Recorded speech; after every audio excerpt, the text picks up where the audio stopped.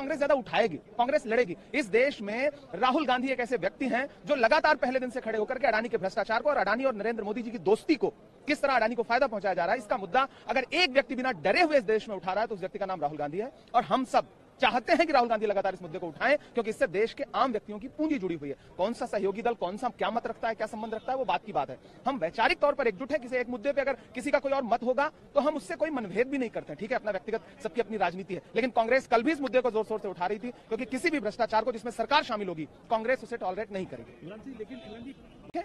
देश जानता है लीडर कौन है, देश जानता है 4000 किलोमीटर चल के सड़कें किसने नापी हैं, देश जानता है कि इस देश में नरेंद्र मोदी की सांप्रदायिक राजनीति के खिलाफ, भ्रष्टाचार की राजनीति के खिलाफ, तानाशाही की राजनीति के खिलाफ कौन एक व्यक्ति है जो सर उठा के लड़ रहा है, उसका नाम राहुल गांधी है।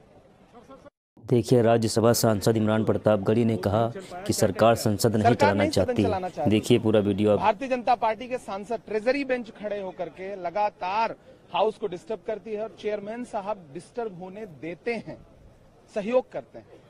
ये सबसे बड़ी विडंबना है। देश ये जान ले कि भारतीय जनता पार्टी सदन को सुचारू रूप से बिल्कुल नहीं चलने दे रही।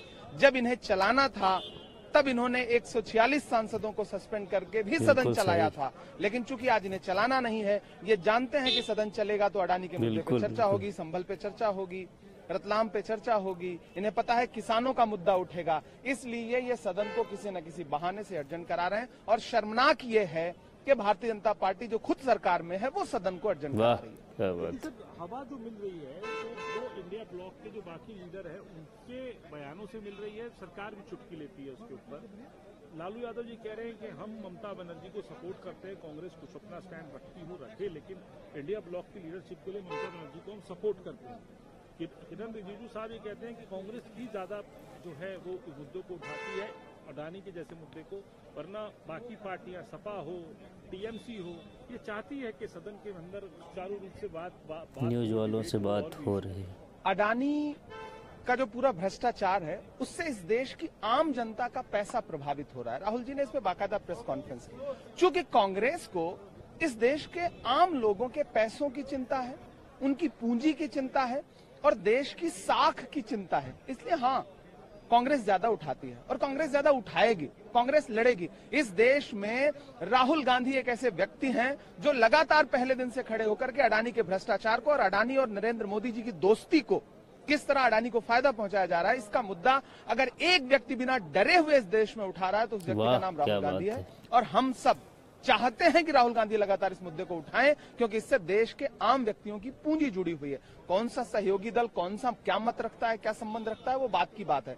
हम वैचारिक तौर पर एकजुट है। किसी एक मुद्दे पे अगर किसी का कोई और मत होगा तो हम उससे कोई मनभेद भी नहीं करते हैं। ठीक है, अपना व्यक्तिगत सबकी अपनी राजनीति है, लेकिन कांग्रेस कल भी इस मुद्दे को जोर शोर से उठा रही थी, क्योंकि किसी भी भ्रष्टाचार को जिसमें सरकार शामिल होगी कांग्रेस उसे टॉलरेट नहीं करेगी।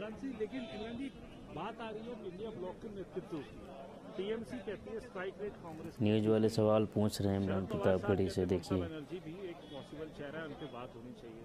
अब लालू यादव इस बात को कह देते हैं कि हम ममता बनर्जी को सपोर्ट करेंगे, इस तरीके से देखा जाए। इंडिया ब्लॉक में एक आंतरिक लोकतंत्र है, लोग अपनी अपनी बात रख रहे हैं, ठीक है, रखें।